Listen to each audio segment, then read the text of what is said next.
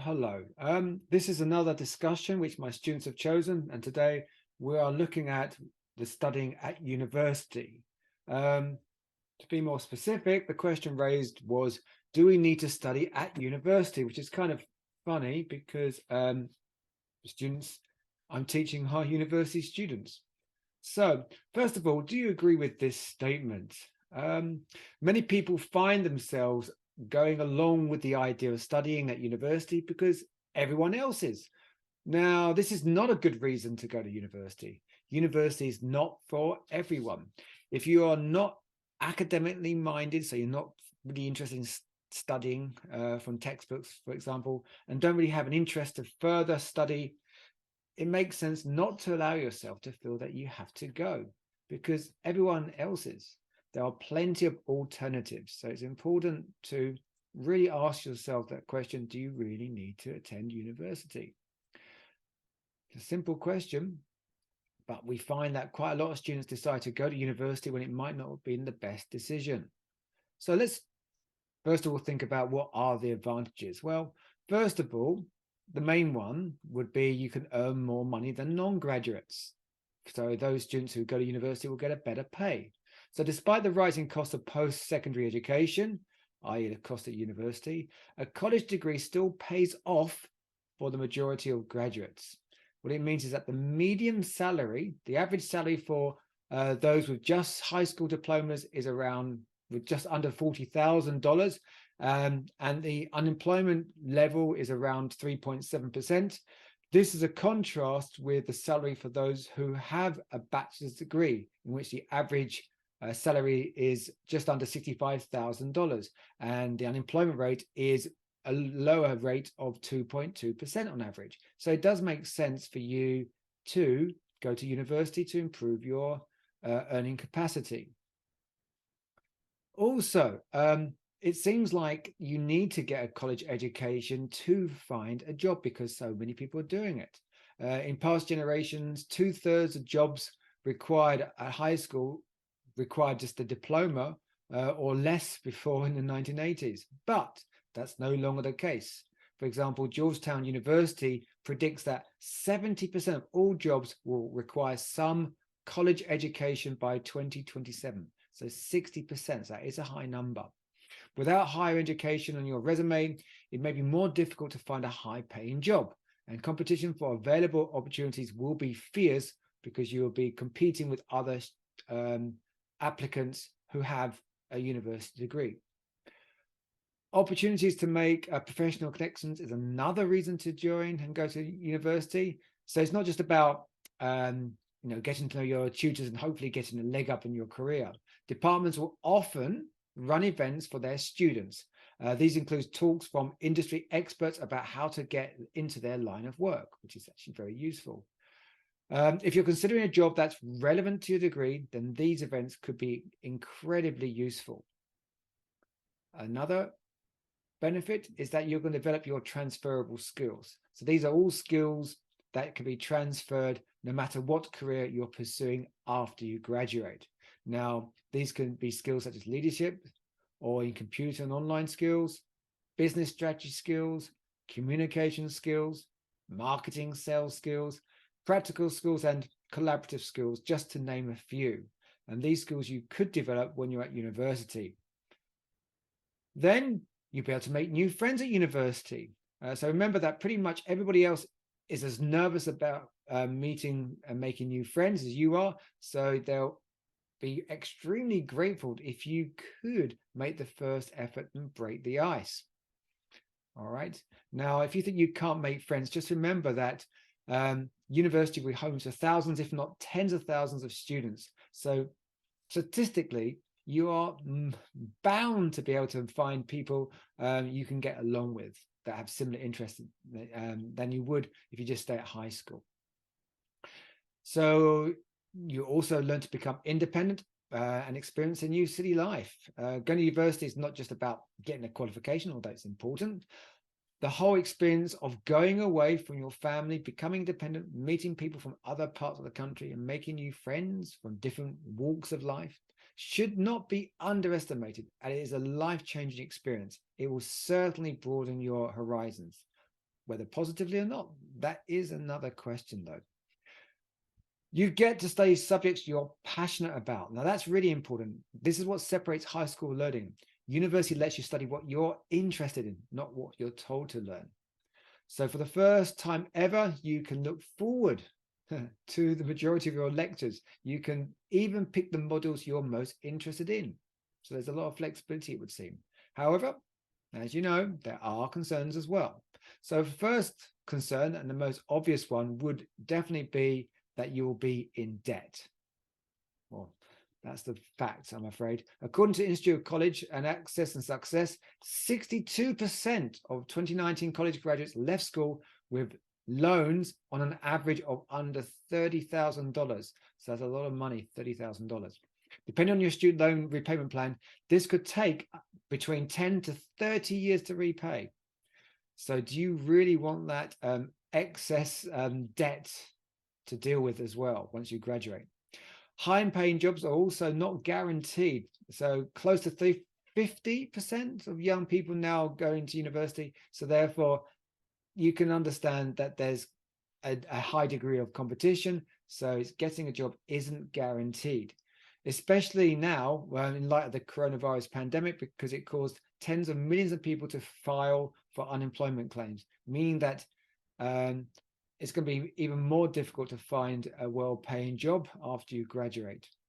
And then the average starting salary for college graduates out of university is around $51,000, according to the National Association of Colleges and Employers. Now, while this may seem like a comfortable income for most, many graduates will earn less than that. And so when you consider their hefty student loan debt, and the needs of their income, they will struggle to make ends meet. In other words, they're not earning enough to support themselves and pay back their debt.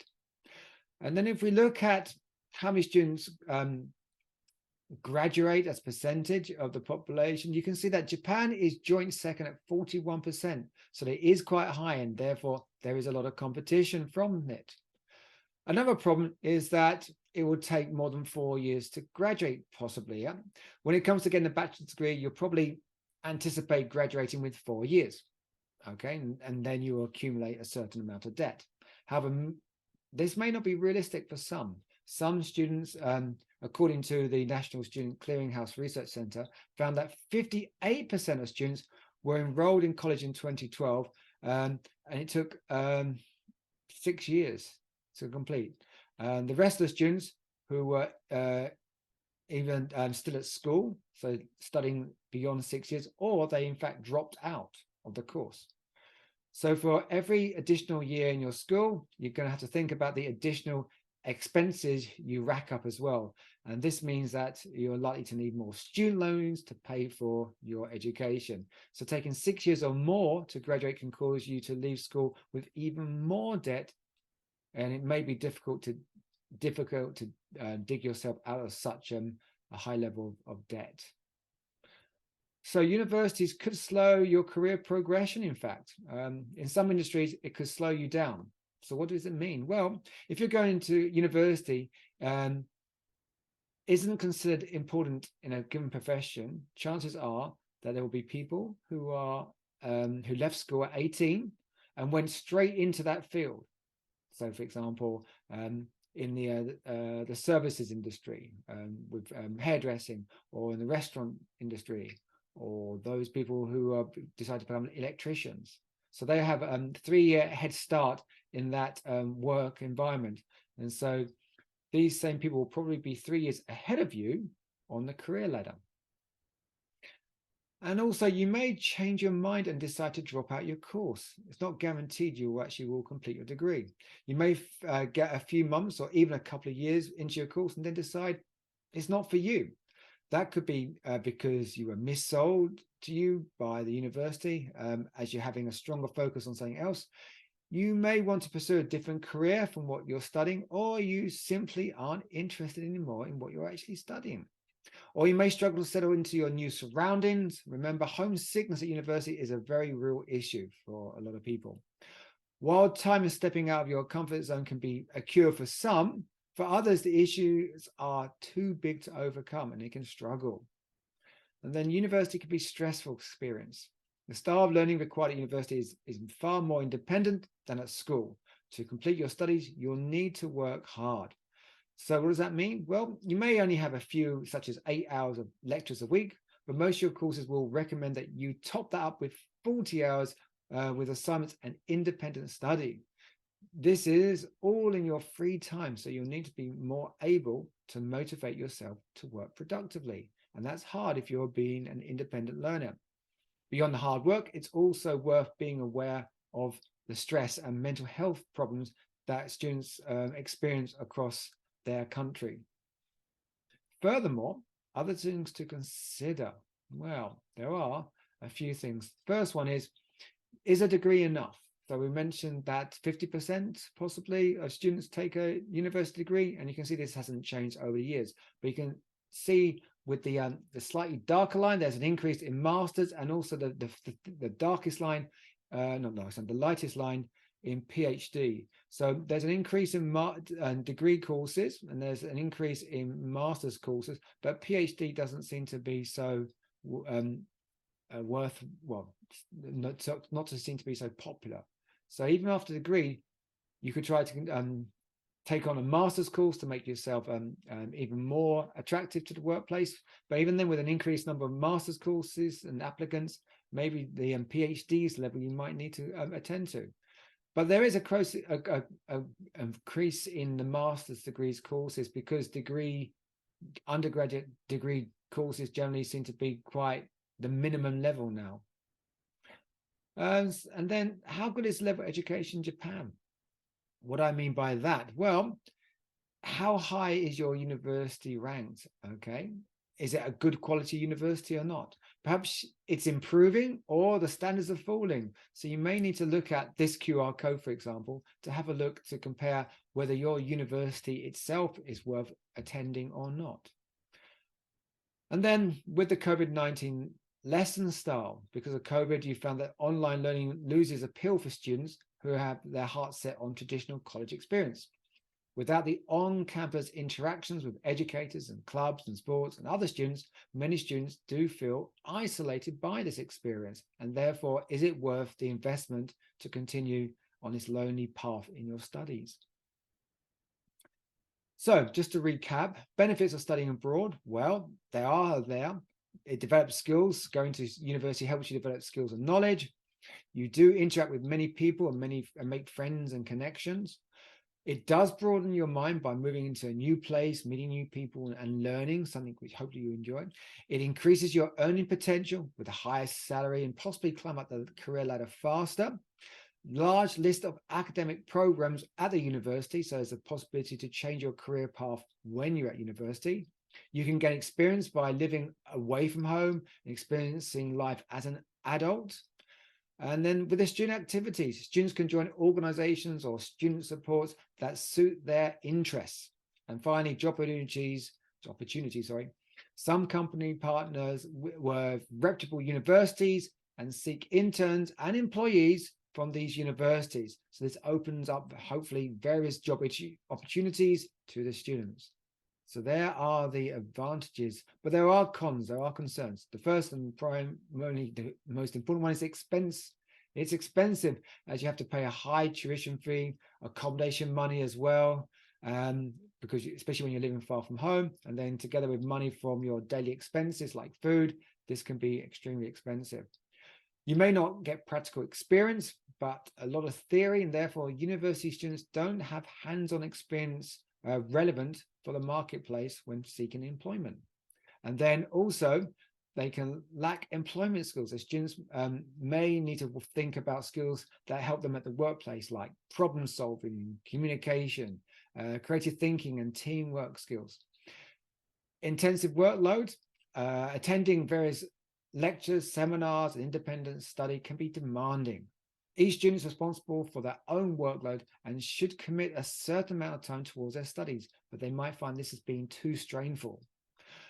And then higher lifetime earning with an apprenticeship instead.